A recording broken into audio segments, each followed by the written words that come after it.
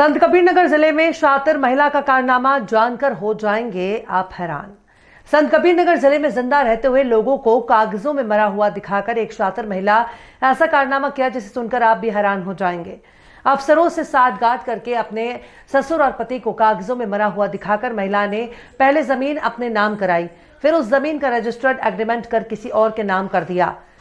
इसका खुलासा डीएम की जांच में हुआ। पूरे मामले पर डीएम महेंद्र सिंह तंवर ने तत्कालीन तहसीलदार चंद्रिका प्रसाद शुक्ल के खिलाफ शासन से पत्राचार करते हुए उन पर एक्शन लिया है।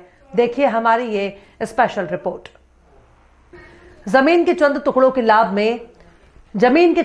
के लोभ में शातिर महिला का ये कारनामा जानकर लोग हैरान होकर यही सोच रहे हैं कि आखिर महिला ने ऐसा क्यों किया। पूरा मामला महुली थाना क्षेत्र के छतही गांव का है, जहां के रहने वाले हफीजुर रहमान ने जब इसकी शिकायत डीएम से की तब जांच में सच्चाई सामने आई। आपको बता दें कि गांव निवासी किताबुल्लाह नाम के व्यक्ति ने वर्ष 1983 में अपने 4 बच्चों के नाम से जमीन खरीदा और चारों भाइयों ने मिलकर इसी जमीन पर मकान बनवाया। लेकिन उनके लड़के अली अहमद की बहू सबीना खातून की नजर उनकी करोड़ों की जमीन पर पड़ी। जमीन को पाने की खातिर महिला ने वर्ष 2016 में अपने ससुर अली अहमद और पति शादाब को मृत्यु दिखाकर जमीन अपने नाम बेनामा करा लिया। और फिर यही महिला सबीना खातून ने एक और खेल कर दिया, जमीन को दूसरे के नाम से रजिस्टर्ड एग्रीमेंट कर दिया। मामले की जानकारी होते ही अन्य भाइयों ने डीएम से शिकायत की तो जांच में मामले का खुलासा हो सका।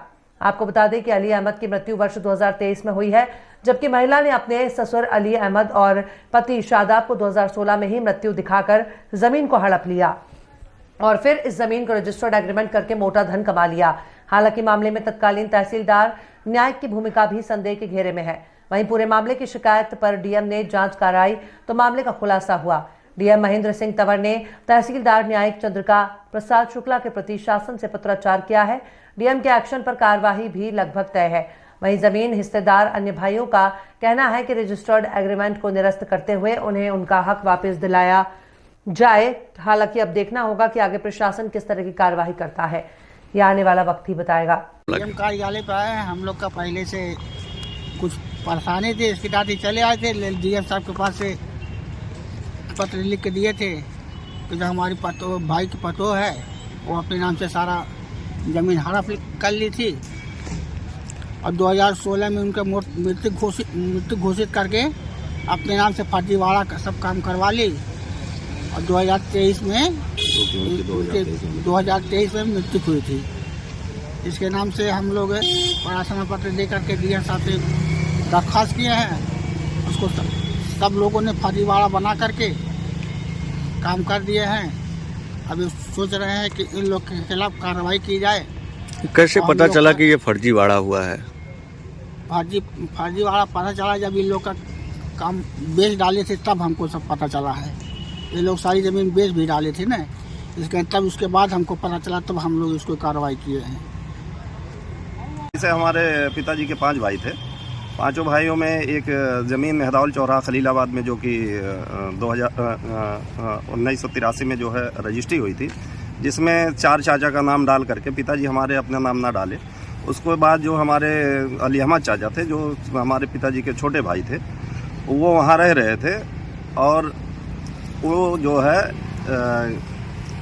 उनकी बहू जो है छोटी बहू जो है वो उनको मृत्यु दिखा करके 2016 में अपने नाम से एक चकबंदी के अधिकारी थे, जो कि तहसीलदार 2 दिन का चार्ज लिए थे तहसीलदार के पद पे, वो चंद्रिका प्रसाद शुक्ला जी, वो उनसे करवा करके जो है अपने नाम दर्ज करवा लिया और दर्ज करवा करके ये दूसरे के नाम से रजिस्टर्ड एग्रीमेंट भी कर दी। उसी के संदर्भ में हम लोग यहाँ डीएम साहब को जो है दरखास्त दिए थे, जिसमें जांच हुई है। जांच में सब फर्जीवाड़ा पाया गया है और हम ये चाह रहे हैं कि फिर दोबारा उन सभी का नाम चढ़ा करके और जो भी इसमें दोषी हैं उनके खिलाफ सख्त से सख्त कार्रवाई होनी चाहिए और उसमें जो भी रजिस्ट्री हुई है उसको निरस्त करना चाहिए। वास्तव में मृत्यु कब हुई? जब आपके मृत्यु हुआ है 2023 में, जो कि 7 साल पहले ही मृत्यु दिखा करके फर्जी तरीके से अपने नाम से करा लिया। हफीजुर रहमान ने एक शिकायत की थी कि उनकी एक ज़मीन था और उस पर जो है महिला ने अवैध तरीके से जो है ज़मीन को जो है बिक्री कर दी और अपने नाम भी करवा लिया, जबकि वो पहले ही बाद में मृतक हुई थी उनकी। तो क्या पूरा प्रकरण है और किस तरह की कार्रवाई की गई है? मामला जो है संज्ञान में आया था और उसके बाद में इसकी जांच भी कराई गई। एडीएम स्तर से इसकी जांच कराई गई है और जो जांच आख्या आई है उसके हिसाब से आगे की इसमें हम लोग कार्रवाई करेंगे। साथ ही कुछ न्यायिक प्रक्रियाओं के मामलों में ये भी शिकायत आई थी कि एक पीठासीन अधिकारी के द्वारा एक ही दिन में कुछ ज़्यादा मामले डिस्पोज किए गए थे, उसका संज्ञान लिया गया। एडीएम साहब के द्वारा उसकी जांच भी कराई गई थी, तो उनको उनके पदीय दायित्वों से उनको हटा दिया गया था। साथ ही शासन को हम लोगों ने एक पत्र के माध्यम से अवगत कराया कि इनको आने वाले समय में जो है न्यायिक कार्यों से इनको विरत रखा जाए।